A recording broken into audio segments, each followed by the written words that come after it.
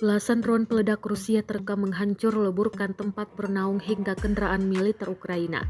Rekaman detik-detik drone meluncur ramai beredar di Telegram pada Jumat 21 Juni 2024. Dalam keterangan unggahan disebutkan, operator FPV drone VT-40 di menara pendukung dan peralatan angkatan bersenjata Ukraina diklaim Rusia sukses.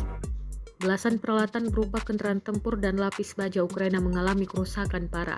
Beruntung tak ada korban jiwa yang dilaporkan dalam serangan ini. Rekamannya pun menuai berbagai komentar dari warganet.